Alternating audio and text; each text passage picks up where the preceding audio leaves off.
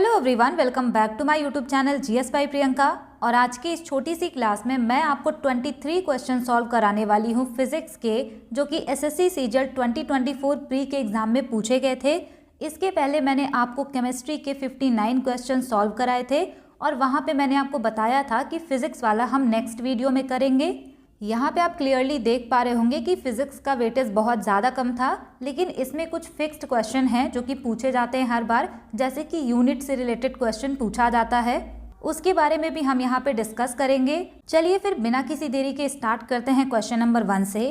Question number 1 है, which famous experiment was done by Michael Faraday in 1831। यहाँ पे आपसे पूछा है कि माइकल फेराडे के द्वारा 1831 में कौन सा एक्सपेरिमेंट किया गया था। राइट आंसर यहाँ पे हो जाएगा option A, discovery of electromagnetic induction.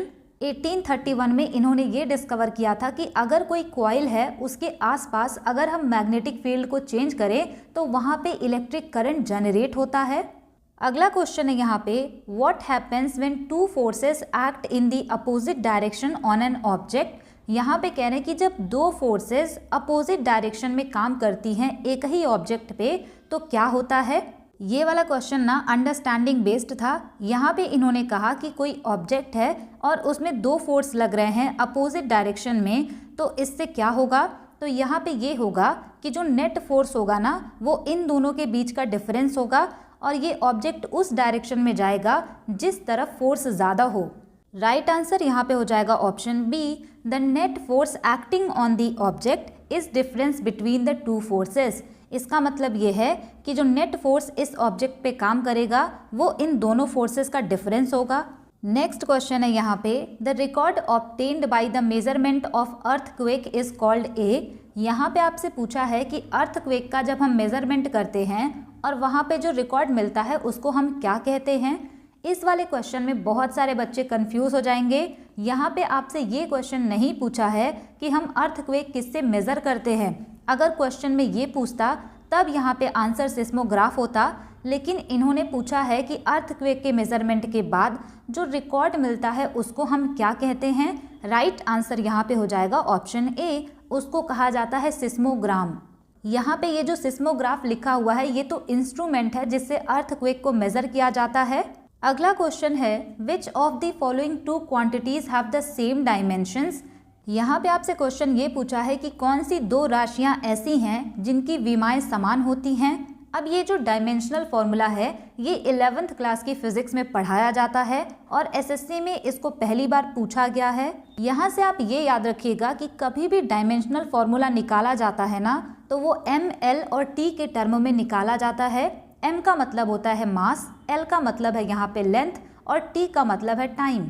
कभी भी डायमेंशनल फार्मूला निकालते हैं तो उसके लिए कुछ स्टेप्स होते हैं। पहला स्टेप ये होता है कि जब भी आपको किसी का भी डायमेंशनल फार्मूला निकालना है तो उसको आप फंडामेंटल क्वांटिटीज़ में लेकर के आएंगे।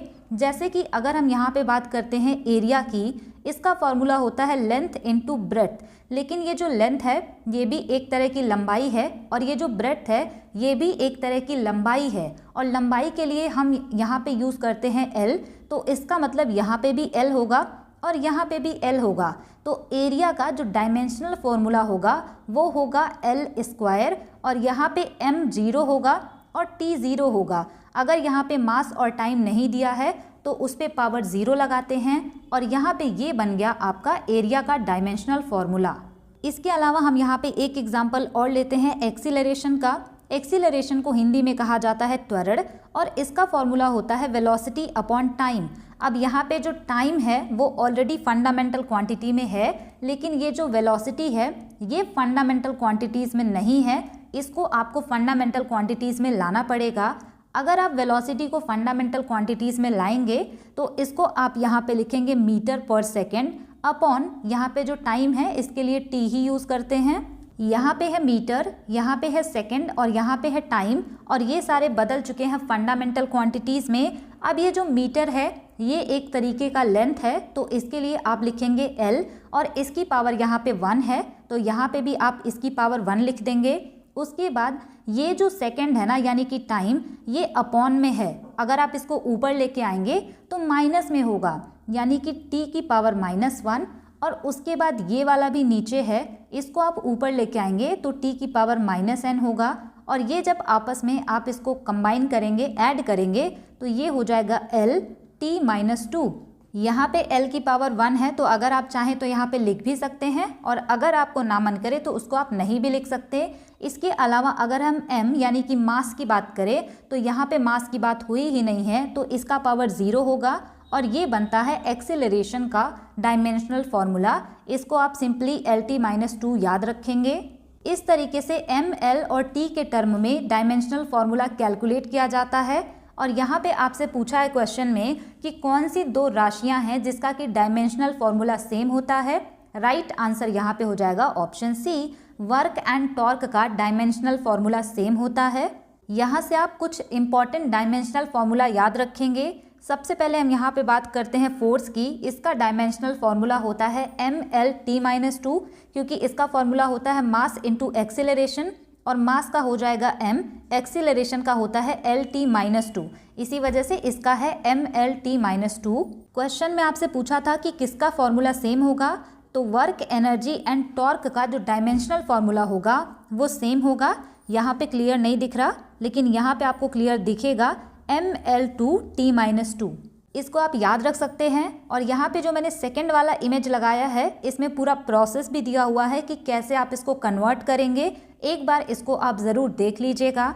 नेक्स्ट क्वेश्चन है, a small object is placed on the focus on the left side of a convex lens, where will be the image formed. यहाँ पे आपसे क्वेश्चन पूछा है कि एक स्मॉल ऑब्जेक्ट रखा हुआ है कॉन्वेक्स लेंस के लेफ्ट साइड में, इसका इमेज कहाँ पर बनेगा। राइट आंसर यहाँ पे हो जाएगा ऑप्शन ए, इसका इमेज बनेगा इन्फिनिटी पे on the right side of the lens, यानी कि ऑब्जेक्ट यहाँ रखा है, इसका इमेज इस साइड बनेगा और इन्फिनिटी पे बनेगा। यहाँ पे जो इमेज फॉर्मेशन वाले सवाल हैं वो बहुत ज़्यादा पूछे जाते हैं, इस वजह से आपको याद होना चाहिए। अब यहाँ पे हम सबसे पहले बात करेंगे कि कॉन्वेक्स लेंस में ऑब्जेक्ट आपने कहाँ रखा है एंड इमेज कहाँ बनेगा। इसको याद रखना बहुत ही सिंपल है। सबसे पहले हम यहाँ पे देखेंगे कि ऑब्जेक्ट अगर आपने इन्फिनिटी पे रखा है यानी अनंत पे, तो इमेज बनेगा फोकस पे और बहुत ही ज़्यादा यहाँ पे छोटा बनेगा यानी कि डिमिनिश्ड बनेगा। ये तो पहला केस हो गया। सेकंड हम यहाँ पे बात करते हैं कि अगर आपने ऑब्जेक्ट को बियॉन्ड 2f रखा है तो इमेज आपका बनेगा f एंड 2f के बीच में। यहाँ पे जो f लिखा है इसका मतलब है फोकल लेंथ, और यहाँ पे जो 2f लिखा है इसका मतलब है कि फोकल लेंथ का डबल। इसी के साथ आप ये भी याद रखेंगे कि रियल और इन्वर्टेड इमेज बनेगा। जब भी आपको रियल दिखे तो उसके साथ में इन्वर्टेड ज़रूर होगा, क्योंकि जो रियल इमेज होती है वो हमेशा ही उल्टी होती है, यानी कि रियल के साथ इन्वर्टेड यहाँ पे आएगा। नेक्स्ट वाला जो केस हमने डिस्कस किया कि अगर हम ऑब्जेक्ट को बियॉन्ड 2f रखते हैं तो इमेज इसका बनेगा f एंड 2f के बीच में। और अगर आपसे पूछे कि इसका साइज़ कैसा होगा तो डिमिनिश्ड होगा, यानी कि ये वाला हम कह सकते हैं हाईली डिमिनिश्ड होगा और ये डिमिनिश्ड होगा। और अगर आपसे पूछे कि नेचर क्या होगा इमेज का, तो रियल एंड इन्वर्टेड बनेगा। थर्ड केस यहाँ पे है कि अगर हम 2f पे रखते हैं तब कहाँ पे बनेगा इमेज, तो ये 2f पे ही बनेगा। यहाँ पे आप याद रख सकते हैं कि 2f पे रख रहे हैं तो इमेज भी 2f पे बन रहा है, तो इसका साइज सेम होगा और अगेन इसका नेचर होगा रियल एंड इन्वर्टेड। नेक्स्ट यहाँ पे हम देखते हैं फोर्थ केस। अगर आपने ऑब्जेक्ट को रखा है f एंड 2f के बीच में, तो आपसे पूछा जाए कि इमेज कहाँ बनेगा, तो ये बनेगा इमेज बियॉन्ड 2f। और अगर आपसे पूछे कि साइज़ कैसा होगा, तो यहाँ पे साइज़ होगा लार्ज।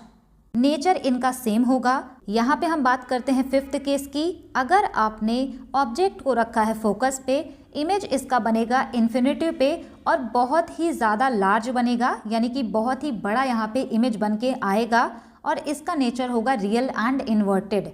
अब यहाँ पे ये जो चीज़ें मैंने लिखी हैं इसको याद रखना बहुत आसान है।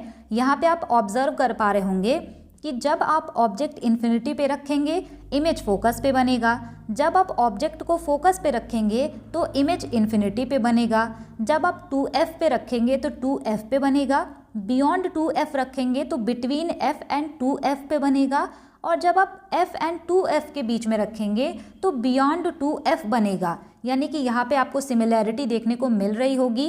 यहाँ पे जो पांचों केस हमने डिस्कस किया है, इमेज रियल एंड इन्वर्टेड ही बनेगा। सबसे पहले पॉइंट साइज का बनेगा, यानी कि हाईली डिमिनिस्ड, उसके बाद थोड़ा सा बड़ा होगा, उसके बाद सेम साइज का, फिर थोड़ा बड़ा होगा, उसके बाद सबसे बड़ा बनेगा। यहाँ से आप याद रखेंगे कि इसका सिक्स्थ केस भी बनता है। अगर आप ऑब्जेक्ट को फोकस एंड ऑप्टिकल सेंटर के बीच में रखेंगे तो इमेज बनेगा same side of the lens, यानी कि जिस तरफ ऑब्जेक्ट आप रखेंगे लेंस के उसी साइड पे इमेज बनेगा। यहाँ पे जो इमेज बनेगा वो इनलार्ज्ड होगा, यानी कि बड़ा होगा, और ये होगा वर्चुअल एंड इरेक्ट। तो ये सबसे इम्पॉर्टेंट है क्योंकि इसी पे क्वेश्चन पूछा जाता है। वर्चुअल का मतलब होता है आभासी, और इसके साथ में होगा सीधा। जब भी आपको वर्चुअल दिखे तो उसके साथ में इरेक्ट होगा, जब भी आपको रियल दिखे तो उसके साथ में इन्वर्टेड होगा।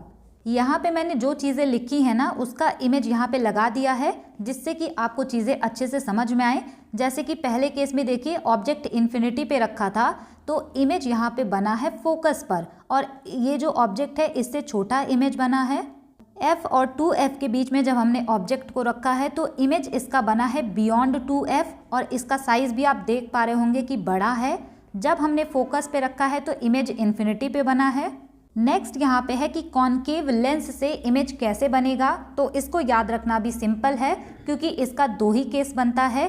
पहला केस है कि अगर आपने ऑब्जेक्ट को इन्फिनिटी यानी कि अनंत पे रखा तो इमेज इनका फोकस पे बनेगा, और ये होगा वर्चुअल इरेक्ट, यानी कि सीधा होगा, आभासी होगा, और बहुत ही छोटा यानी कि पॉइंट साइज का होगा। सेकेंड केस यहाँ पे बनता है इन्फिनिटी एंड ऑप्टिकल सेंटर के बीच अगर आप रखेंगे तो इनका जो इमेज है वो बनेगा फोकस एंड ऑप्टिकल सेंटर के बीच, और ये भी होगा वर्चुअल इरेक्ट एंड डिमिनिश्ड। तो ये छोटा होगा और ये बहुत छोटा होगा। यहाँ पे हमने बात की कि कॉन्केव लेंस और कॉन्वेक्स लेंस से इमेज कैसे बनेगा। इसके बाद हम बात करेंगे मिरर की। तो सबसे पहला यहाँ पे है कॉन्वेक्स मिरर। इसका ना दो कंडीशन होता है इमेज फॉर्मेशन का। अगर आप ये जो ऑब्जेक्ट है उसको इन्फिनिटी एंड पोल के बीच में रखेंगे तो इनका इमेज बनेगा behind the mirror, focus and pole के बीच में, और ये होगा वर्चुअल इरेक्ट एंड स्मॉलर होगा, यानी कि छोटा साइज होगा। अगर आपने ऑब्जेक्ट को इन्फिनिटी पे रखा तब भी इनका इमेज होगा बिहाइंड द मिरर, यानी कि मिरर के पीछे बनेगा और फोकस पर बनेगा, और ये भी होगा virtual erect and point sized. यहाँ पे कॉन्केव लेंस और कॉन्वेक्स मिरर का जो इमेज फॉर्मेशन है वो एकदम सेम है। इस तरीके से आप इसको याद रख पाएंगे। नेक्स्ट हम यहाँ पे बात करते हैं कि कॉन्केव मिरर से इमेज कैसे बनेगा। पहला केस है यहाँ पे अगर आप ऑब्जेक्ट इन्फिनिटी पे रखेंगे तो इमेज आपका बनेगा फोकस पर, ये इमेज होगा रियल एंड इन्वर्टेड। नेक्स्ट यहाँ पे है बियॉन्ड सेंटर ऑफ कर्वेचर, यानी कि ये जो सी है ना इसको कहा जाता है वक्रता केंद्र। अगर इसके बियॉन्ड ऑब्जेक्ट को आप रखेंगे तो इसका इमेज बनेगा focus and centre of curvature के बीच में, और ये भी होगा real inverted and diminished. Third case है अगर आप सेंटर ऑफ कर्वेचर पे रखेंगे ऑब्जेक्ट को तो इसका इमेज भी सेंटर ऑफ कर्वेचर पे बनेगा। यहाँ पे आप देख भी पा रहे होंगे कि जहाँ पे ऑब्जेक्ट है वहीं पे इमेज बना हुआ है, और ये होगा रियल इन्वर्टेड। फोर्थ केस यहाँ पे है between focus and centre of curvature, यानी कि F एंड C के बीच ऑब्जेक्ट आप रखेंगे तो इसका जो इमेज है वो बियॉन्ड सेंटर ऑफ कर्वेचर बनेगा। इसमें भी आप पैटर्न ऑब्जर्व कर पा रहे होंगे कि जब हमने रखा है बियॉन्ड C तो इसका इमेज बना है centre of curvature and focus के बीच में, और जब हमने ऑब्जेक्ट को रखा है between focus and centre of curvature तो इसका इमेज बना है बियॉन्ड C। ये चीज़ें काफ़ी इजी होती हैं लेकिन आपको फोकस के साथ इसको ऑब्जर्व करना होता है। फिफ्थ केस है यहाँ पे अगर आप ऑब्जेक्ट को फोकस पे रखेंगे तो इसका इमेज इन्फिनिटी पे बनेगा और बहुत ही ज़्यादा बड़ा बनेगा। लास्ट केस यहाँ पे आता है कि अगर आप पोल एंड फोकस के बीच में रखेंगे ऑब्जेक्ट को तो इसका इमेज बिहाइंड द मिरर बनेगा, और इस केस में वर्चुअल एंड इरेक्ट बनेगा। तो चाहे हम बात कर ले कॉन्वेक्स लेंस की, चाहे हम यहाँ पे बात कर ले कॉन्केव मिरर की, इनमें जो 6th नंबर का केस होता है ना वो एकदम अलग होता है, और इसी पे क्वेश्चन कई बार पूछे जाते हैं। नेक्स्ट यहाँ पे आपको याद रखना है कि ये जो कॉन्केव मिरर है इसको कहाँ कहाँ पर यूज़ किया जाता है। तो सबसे पहला इसका यूज़ हो जाएगा हमारा शेविंग मिरर में। जो लोग शेव करते हैं वो इस मिरर का यूज़ करते हैं। इसके अलावा जो डेंटिस्ट का मिरर होता है वो भी कॉन्केव मिरर होता है। इसके अलावा इसका यूज़ किया जाता है टॉर्च में, कार की हेडलाइट में। नेक्स्ट यहाँ पे है कॉन्वेक्स मिरर। अगर आपसे पूछा जाए कि इसका यूज़ कहाँ करते हैं, तो इसका एक यूज़ जो कि सबसे ज़्यादा बार पूछा जाता है वो है रियर व्यू मिरर इन व्हीकल्स। गाड़ियों में आप देखते होंगे जो भी मिरर लगा होता है वो कॉन्वेक्स मिरर होता है। इसमें क्या होता है ना, चीज़ें बहुत छोटी दिखाई देती हैं, जिससे कि पीछे से अगर कोई कार वगैरह आ रही है तो वो दिख जाती है। नेक्स्ट यहाँ पे हम बात करते हैं कॉनकेव लेंस की। अगर आपसे पूछे कि कॉनकेव लेंस कहाँ पे यूज़ करते हैं, तो इसको यूज़ किया जाता है मायोपिया को ठीक करने में। इसको कहा जाता है नियर साइटेडनेस। नेक्स्ट यहाँ पे है कॉन्वेक्स लेंस। इसका यूज़ भी कई बार एग्जाम में पूछा जाता है। इसका यूज़ किया जाता है हाइपरमेट्रोपिया में, यानी कि फार साइटेडनेस। इतनी चीज़ें यहाँ से इंपॉर्टेंट है। अगला क्वेश्चन है, in the right hand thumb rule the thumb is directed towards the direction of. यहाँ पे आपसे कह रहे हैं कि जो राइट हैंड थंब रूल होता है, इसमें जो थंब होता है वो किसकी दिशा बताता है। राइट आंसर यहाँ पे हो जाएगा ऑप्शन सी, ये करंट की डायरेक्शन बताता है।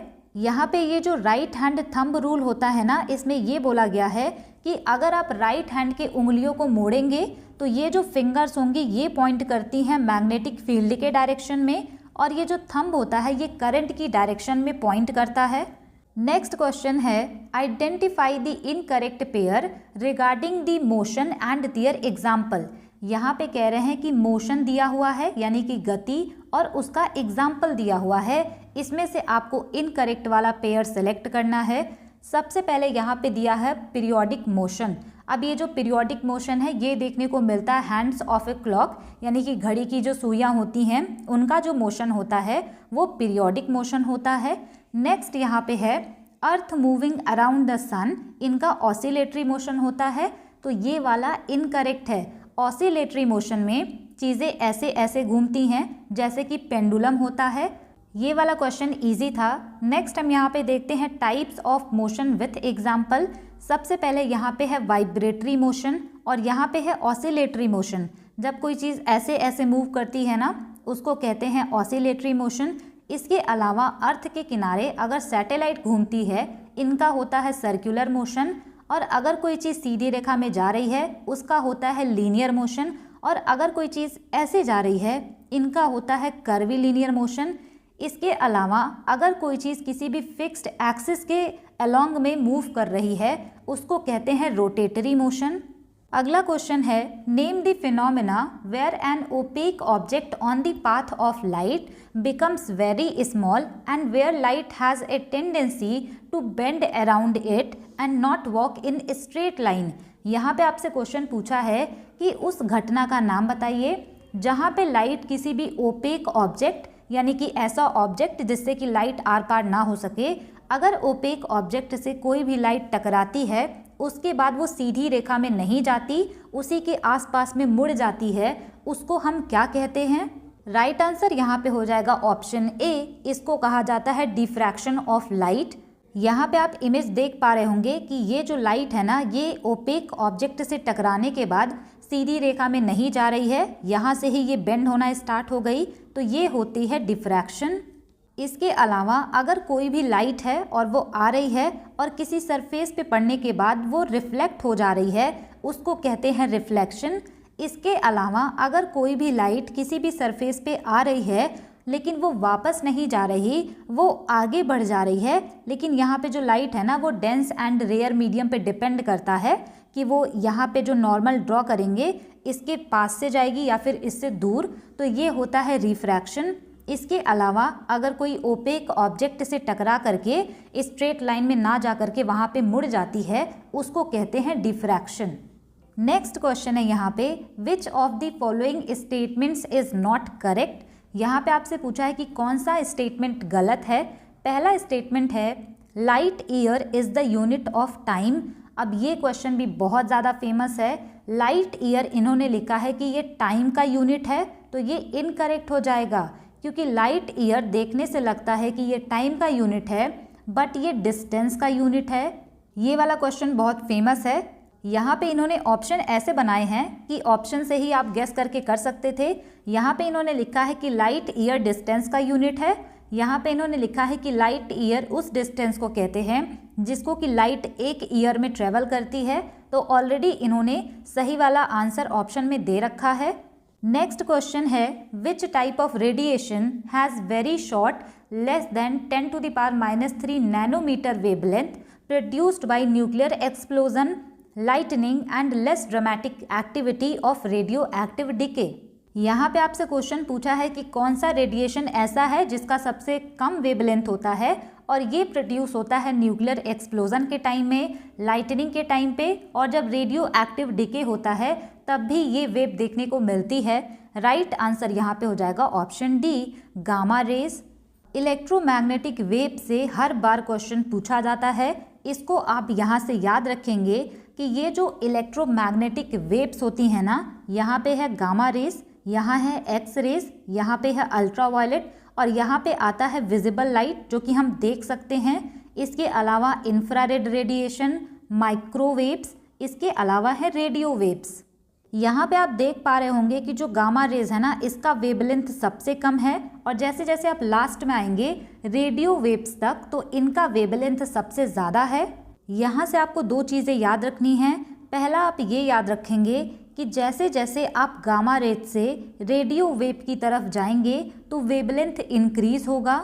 यहाँ से आप ये भी याद रखेंगे कि जैसे जैसे आप गामा रेज से रेडियो वेव की तरफ बढ़ेंगे इनकी फ्रीक्वेंसी डिक्रीज होगी, क्योंकि जो वेवलेंथ है और फ्रीक्वेंसी है इनके बीच रिवर्स रिलेशन होता है। इसका मतलब है गामा रेज की अगर वेवलेंथ सबसे कम है तो इनकी फ्रीक्वेंसी सबसे ज़्यादा होगी।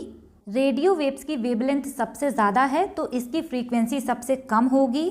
यहाँ पे जो इलेक्ट्रोमैग्नेटिक स्पेक्ट्रम है इसको याद करने के लिए बहुत सारी ट्रिक यूट्यूब पे ऑलरेडी अवेलेबल हैं। इसको याद किया जाता है, rich man in Victoria uses extra gold coin. इस तरीके से आप इसका ऑर्डर याद रख पाएंगे। नेक्स्ट क्वेश्चन है यहाँ पे, what kind of radiation is absorbed by the ozone layer. यहाँ पे आपसे क्वेश्चन पूछा है कि किस तरह की रेडिएशन को ओजोन लेयर के द्वारा एब्जॉर्ब किया जाता है। राइट आंसर यहाँ पे हो जाएगा ऑप्शन डी, अल्ट्रावायलेट रेडिएशन। इसको यूवी रेस कहते हैं। कई बार आपने देखा भी होगा कि सनस्क्रीन का जो ऐड आता है उसमें बताते हैं कि यूवी रेस से आपको बचाएगा। नेक्स्ट क्वेश्चन है, what is the unit of measurement for optical power of lens.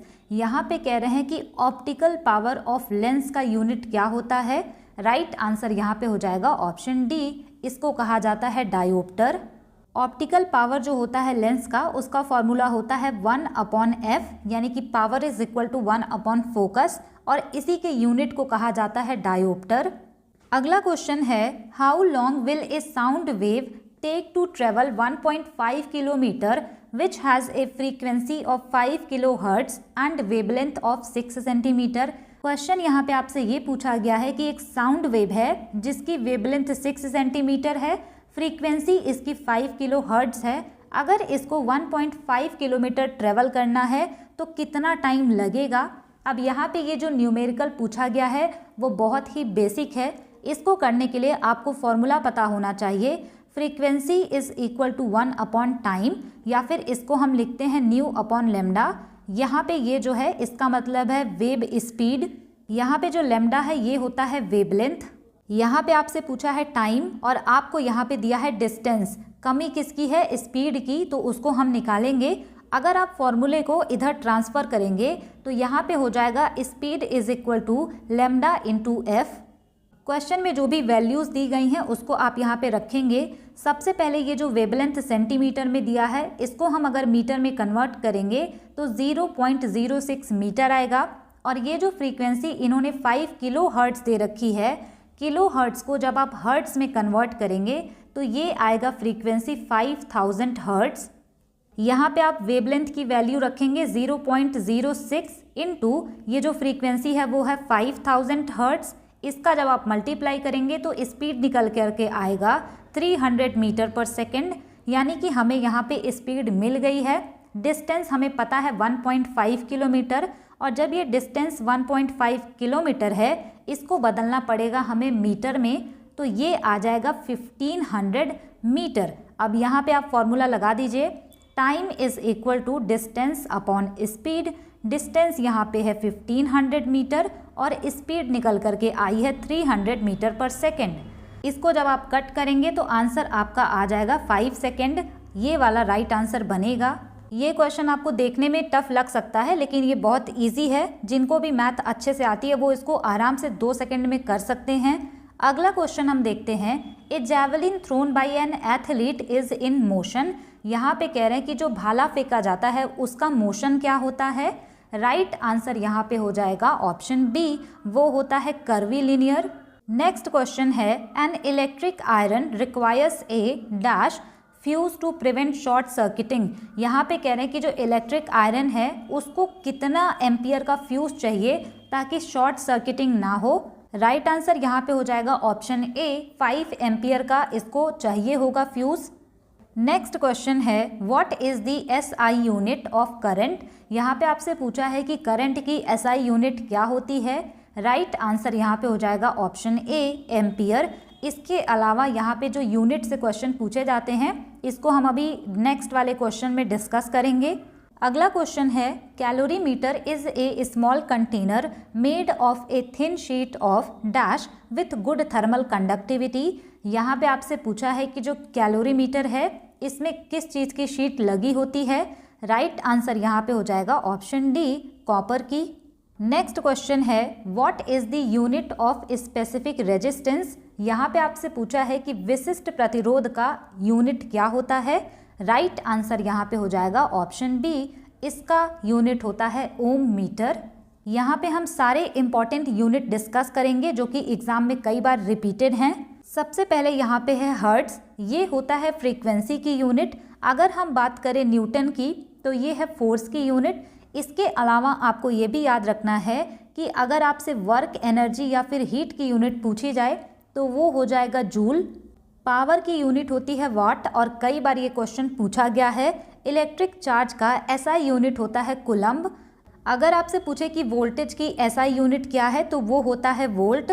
और अगर आपसे कैपेसिटेंस यानी कि धारिता की यूनिट पूछे तो वो हो जाएगा फैरेड। और यहाँ पे है रेजिस्टेंस यानी कि प्रतिरोध का अगर आपसे यूनिट पूछे तो वो होता है ओम। लेकिन अगर आपसे स्पेसिफिक रेजिस्टेंस का पूछे तो वो होता है ओम मीटर। इसके अलावा आप यहाँ से ये भी याद रखेंगे कि मैग्नेटिक फ्लक्स का यूनिट होता है वेबर, फ्लक्स डेंसिटी का यूनिट होता है टेस्ला।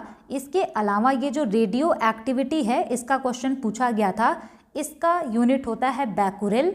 यहाँ से आप इम्पॉर्टेंट वाला याद रखेंगे।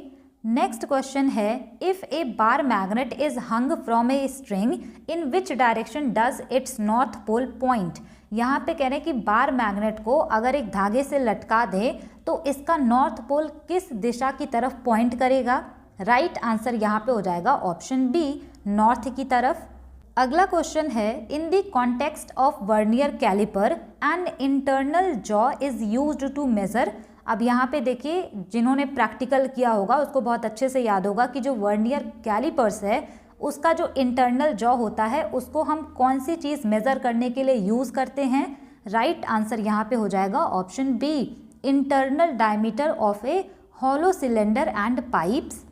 नेक्स्ट क्वेश्चन है, who first stated the principle of refraction that postulates that every substance has a specific bending ratio refractive index. यहाँ पे आपसे क्वेश्चन पूछा है कि सबसे पहले ये किसने कहा कि जो भी सब्सटेंस हैं उनका एक स्पेसिफिक बेंडिंग रेशियो होता है जिसको रिफ्रैक्टिव इंडेक्स कहते हैं। हिंदी में इसको अपवर्तनांक कहते हैं। राइट आंसर यहाँ पे हो जाएगा ऑप्शन ए, विली ब्रॉड स्नेलियस ने कहा था, और आपने पढ़ा भी होगा 12th क्लास में, जो स्नेल्स लॉ है इन्होंने ही दिया था। अगला क्वेश्चन है, which of the following is not a unit of energy. यहाँ पे आपसे क्वेश्चन पूछा है कि एनर्जी का कौन सा यूनिट नहीं है। राइट आंसर होगा ऑप्शन बी, क्योंकि न्यूटन जो है ये फोर्स का यूनिट है। लास्ट क्वेश्चन है, what was the name of the wind measuring instrument invented for the first time in 1450। यहाँ पे आपसे क्वेश्चन पूछा गया है कि विंड मेजरिंग इंस्ट्रूमेंट जो डिस्कवर हुआ था पहली बार 1450 में, उसका नाम क्या है। राइट आंसर यहाँ पे हो जाएगा ऑप्शन सी, एनीमोमीटर। ये थी फिजिक्स की क्लास जिसमें कि मैंने आपको 23 क्वेश्चन कराए जो कि एसएससी सीजीएल में पूछे गए थे प्री के एग्जाम में। फिजिक्स का वेटेज बहुत कम रहता है, यानी कि पर शिफ्ट एक क्वेश्चन आ जाते हैं या फिर नहीं भी आता है। इसमें ना एक अच्छी बात ये है कि यूनिट से सबसे ज़्यादा क्वेश्चन पूछे जाते हैं। इसके अलावा इलेक्ट्रोमैग्नेटिक वेव से कई बार आपको ऑर्डर में लगाने के लिए दे दिया जाता है। इसके अलावा जो इमेज फॉर्मेशन होता है ना लेंस या मिरर के द्वारा, इससे क्वेश्चन पूछा जाता है। ये तीनों टॉपिक बहुत ज़्यादा इंपॉर्टेंट हैं। आई होप आपको इस क्लास से थोड़ी सी हेल्प मिली होगी, और अगर आपने वीडियो को लास्ट तक देखा है तो thanks for watching. Stay tune, keep learning, keep working hard.